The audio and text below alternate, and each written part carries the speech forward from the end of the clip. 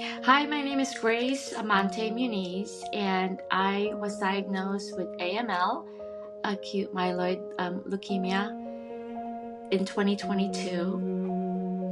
Prior to that, I was working for the state of California. I was working for EDD. I was active. I never smoked. I don't drink. I've never done drugs, so I felt like I did everything in life not to get cancer.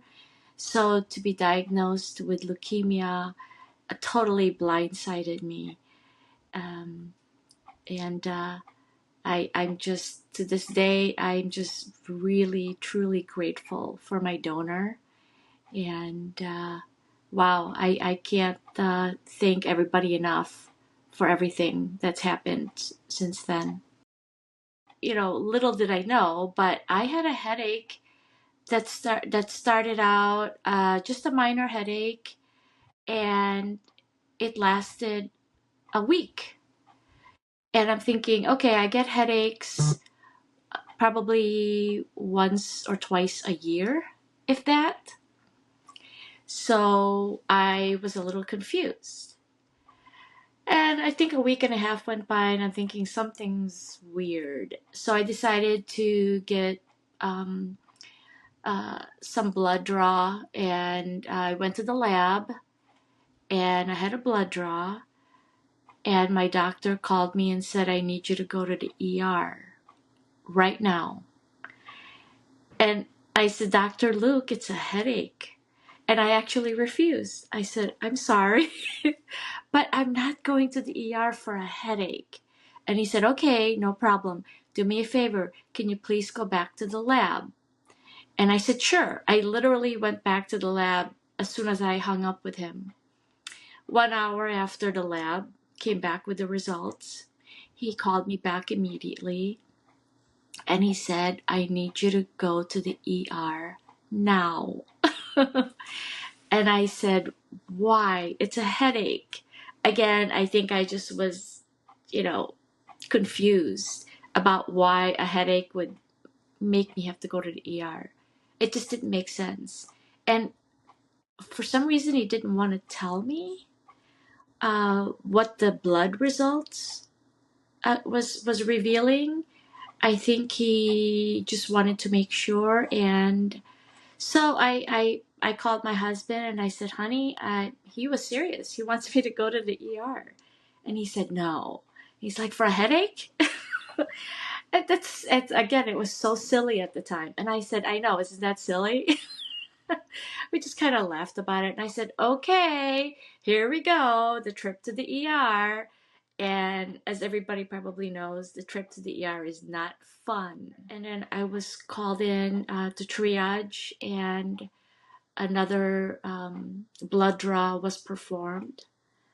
And 1 hour after that was done, a physician came into my room and said, I'm afraid to tell you you have blood cancer. And I said, what's that? I had no idea. I had no idea what blood cancer is. No idea whatsoever. And he said, well, it's called leukemia. And I said, what's that? Again, I had no idea. Totally no clue. And I think, did his best to explain to me what it was. But I think by that time, I feel like, the Charlie Brown dog where all you understand is rah, rah, rah, rah, rah. I think after that, I don't think I heard anything else. I think that was it for me. I think I was in shock. Because again, like I mentioned, I've never smoked. I don't drink, and I've never done drugs. I was very active. I played volleyball. I played tennis. I ran a lot. I walked a lot. And I thought I was pretty good. I think I was, 57 at the time. And I'm like, oh, for a 57-year-old, I'm I have never abused my body in any way. So I'm super healthy. So I think at that point I was just filled with every possible emotion you could think of, from anger to confusion. Uh, it just, everything just came all at once. I think it finally hit hard when they said, we're going to do a bone marrow biopsy. And I'm thinking, what's that? The whole time I was like, what's that? And they said, well, and then they told me the procedure, and I said, are you serious? And they said, yes. I was in shock. I had this long needle. I couldn't believe it. I've never had anything happen to me, but I think it became real because it was so painful. I had a total of 6 bone marrow biopsies the entire time. The first one, wow, I've never experienced anything so painful in my life. It was worse than having a child to me. It felt like. I mean, I have 3 kids, and wow, I've just never had that happen to me before. So I'm thinking, no way. And I think that's when the reality set in. And they said that the results of the bone marrow biopsy uh, showed the leukemia. Again, I think for whatever reason, I was still in denial. I just felt like there's no way. There's just no way. And I think one of the questions I asked the doctors were, how? How did I get leukemia? And the fact that they said to me that it's random, no way. Absolutely not. I was, to this very day, I'm not accepting it. You can't just tell me that it's random. Tell me that I did something wrong. Tell me maybe I didn't eat well. Um, and then they said the fact that I didn't do all those things, didn't smoke, didn't drink, didn't do drugs. And they said, okay, so if it's not that, what is it? I think I kept going back to maybe my diet. One of the things I remember, my girlfriend from Europe, she was mentioning to me that I remember when she came here from Bulgaria, she mentioned all these ingredients that's in the back of a cereal box. And I remember her telling me, what are these things? She said, all these things are like not allowed in Europe.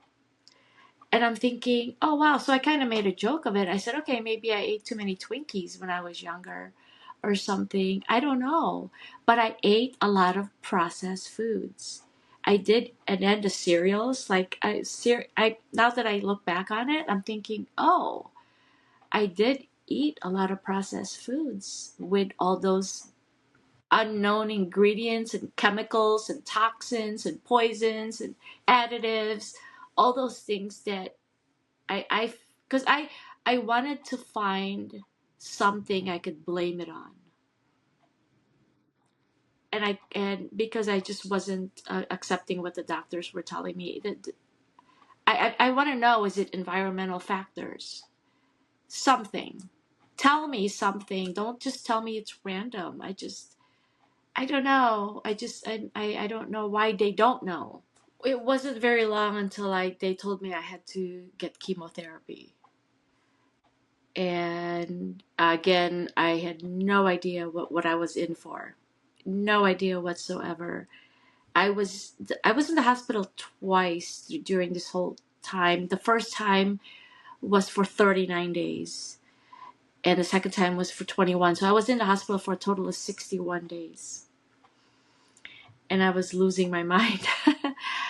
After 39, when I was there for 39 days, I was in really bad shape after a while, having all the chemotherapy treatments, and I was getting depressed. They started telling me, we'll give you some antidepressants, we'll give you, what to make you feel better, anti-anxiety. And I said, no, you don't understand. I just want to go home. I want to be home to my dog. I want to be home to my cat. I want to hold them. Or if I can't go home, bring them here. I just want to hold them. And they said, no, you don't understand. You can't go home. And we can't. And I guess they got rid of the therapy dogs because of our situation, having no rooks to protect me. they said you're at high risk for infection, so we cannot have any pets whatsoever. My husband came in with fresh flowers, and they said not allowed because of mold spores that could potentially be in the soil. So the only kind of flowers you can bring in are plastic flowers. And I was thinking, what? And they said, yes, unfortunately, there's things in the soil or even the plants or flowers themselves. There could be bugs in there for all we know. So you can't have that. And I'm thinking, wow, this is really getting serious now. So a lot of it started to really hit home. I think for whatever reason, I still was like, this is not happening. This is seriously not happening. I think I was in denial. I had 6 chemo treatments, and they were IV. And the first one, I threw up all over the place. I had no idea what it was going to do to me. The first time they injected me with it, I, for whatever reason, that was a point that I just said to myself, okay, just let yourself go and just go through the process. And it was so weird. I think I was in the hospital bed and I felt my body sort of drop. I think that was my realization that's when I kind of just, instead of being so, I guess I was so tense. I had so many things hooked up to me, and um, I was really upset because they had poked me so many times because looking for veins or whatever. I looked like a drug addict because they had so many holes in my arms. I had no idea what they were doing. They were taking so much blood from me, and I and it hurt. It hurt so bad, and at one point it didn't even matter anymore. Because what was I going to do? I can't stop them from doing what they needed to do. So I literally felt my body drop. And that's when they administered the first chemo treatment. And I think that was it for me. I kind of just gave up at that time and said, okay, whatever happens, happens. They needed to find a donor. And so, they contacted Be the Match. .org, and then they said if you have any family members that you think that could be a donor, let us know. And my son was my blood type was A positive, and my son Connor was also A positive, but they told me he's considered haploidentical because he's half Irish, so it wouldn't work. They need somebody that's 100% Filipino. I had no idea. I thought blood is blood. That was the first time. Again, I'm so ignorant to all of this, not realizing. I honestly just thought, hey, blood is blood. And they said, oh no, if you need a donor, she has to be the same ethnicity and race. And I did not know that. So then that's when my sister and I came to the conclusion that there's definitely a need, and we need to, as far as the registry for Asian donors, that I think there needs to be awareness in the Asian community that there's a need for this. So that's what I'm learning now, and I'm thinking, are you kidding me?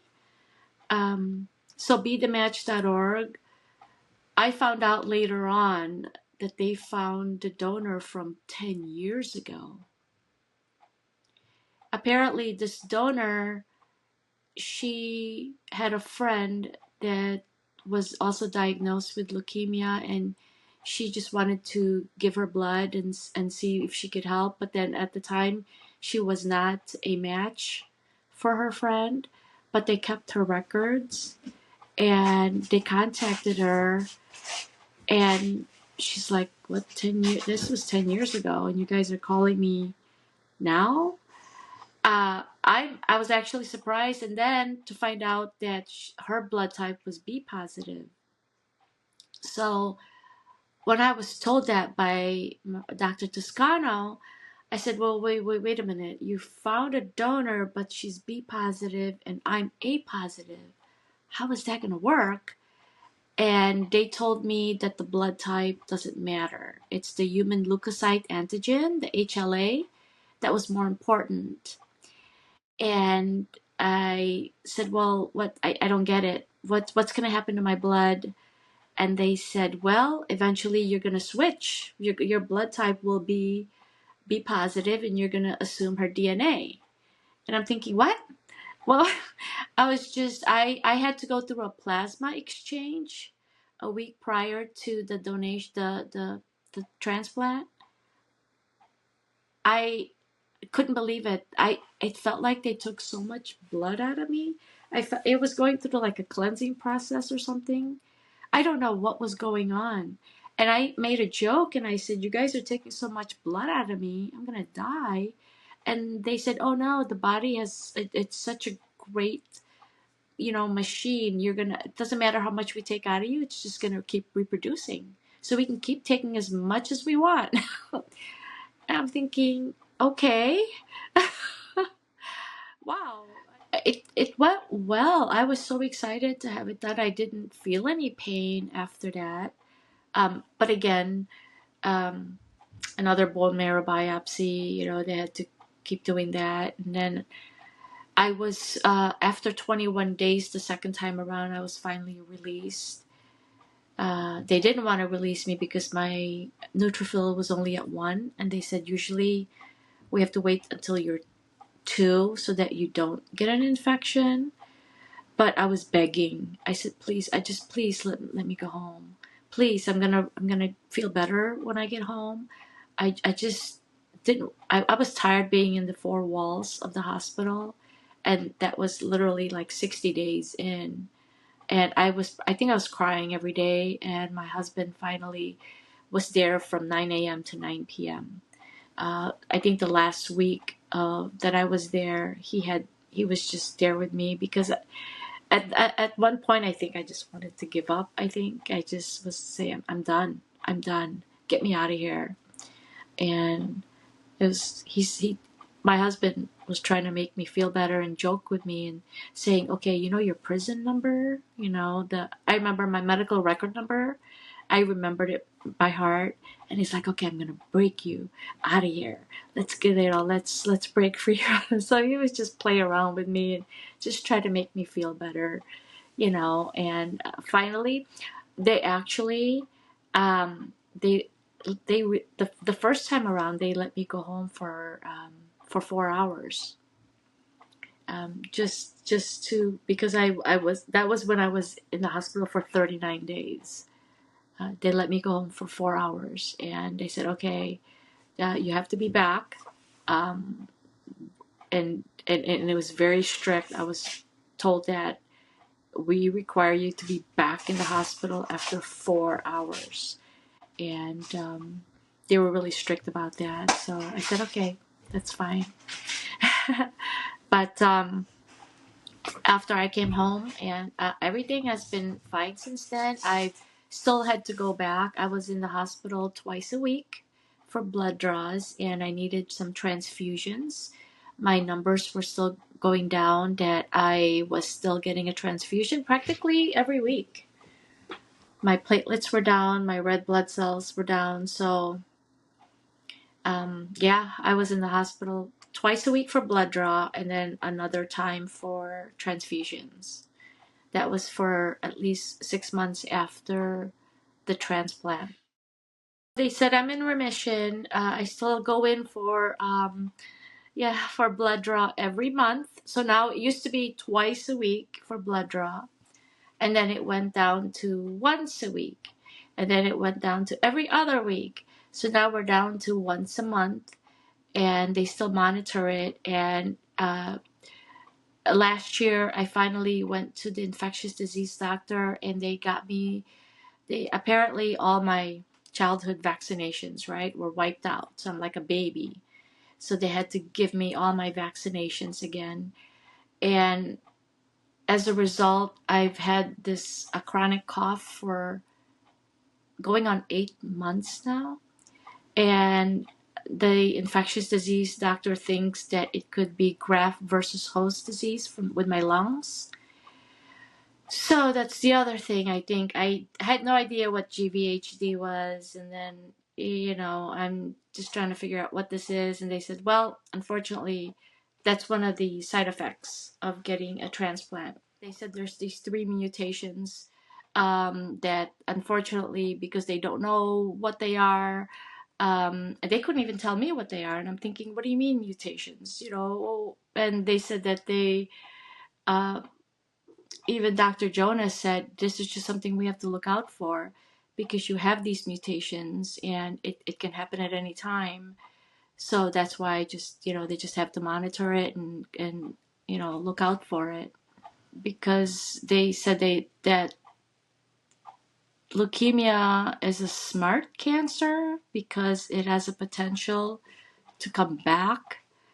And it kind of hides in the background or something like that. And they said that it can come back. So I'm thinking, and I'm trying to figure out, is there anything I can do? I asked my doctors, what can I do? I mean, I will eat healthy. I don't care what I have to do. I will get rid of any food and anything that's bad for me. I could do it. And they said, no, unfortunately, there's nothing you can do. And I'm thinking, again, I'm just frustrated that, I can't do anything to prevent it. So that's why they said we just have to keep doing tests and just hopefully it doesn't come back. I'm doing everything I can right now. Everything I buy now or consume is organic. Whether or not it helps, I don't know. But I'm doing that. You never know, just in case, because again, I'm concerned now about pesticides and anything and everything that's in our food. I'm even concerned about, skincare. That's one of the things I thought about. I'm like, what have I been doing to my skin? What have I been putting on my skin that could possibly leak, right? And cause this. Now, my son, Connor, he said, Mom, it's not just the skincare now, it's clothing. Now there's certain things in the material. And I'm like, what? He's like, there's certain clothing now that you have to look out for.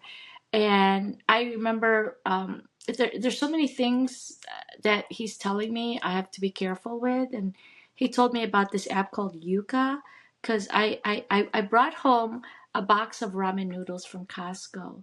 And I said, here, Connor, you like ramen noodle, right? And he said, I'm not eating that. And I'm like, why? He's like, did you pull it up on Yuka? And I'm like, what's that? And so it's this app that you scan the barcode and it tells you about all these harmful additives, and it's to avoid this type of food. And so now every time I go to Costco, I literally scan everything. And if it says harmful additives, I'm like, nope, not getting it. I don't care how much I love the food item. I'm like, I can do without it. Absolutely not. So I think more than ever, which is actually good, that I am being careful about not just what I consume, but everything else I put on my body. I'm looking at, I mean, geez, I used to be the food ingredients. Now I'm looking at bottles of sunscreen just to see what am I putting on my skin. For me, what I learned is just appreciating every single day that I have with my family. And gosh, I think a lot of times we take everybody for granted. We take ourselves for granted. We think, oh, just like I figured, oh, I'm healthy. I don't belong here, until I found out on my floor that there was a triathlete there, and I'm like, oh, great. I think I'm healthy. He's healthier than me. So how did he get it? So I think I'm not taking things for granted anymore. And I appreciate everybody in my family, and I take the time now to actually even my pets, I sit and I look at them and I'm just admiring them and just the beauty. And I literally, I used to say it just as a phrase to stop and smell the roses, but I literally stop and smell the roses now. I will stop and say, honey, stop, I gotta smell this. And then I actually look at the flower and admire its beauty. I look out the window a lot and I admire the beauty of the little things that I used to take for granted.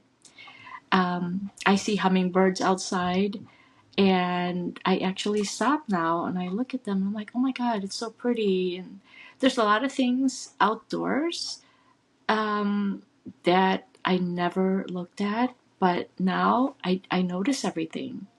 I notice the little things, and it's just, there's so much beauty in nature. And I'm now appreciating this because it's like, hey, it could be all gone tomorrow.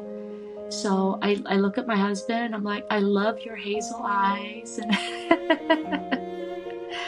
and I tell him all the time, you're so pretty, and he's like, stop it. And I'm like, you are. So it's just about appreciating life and taking time.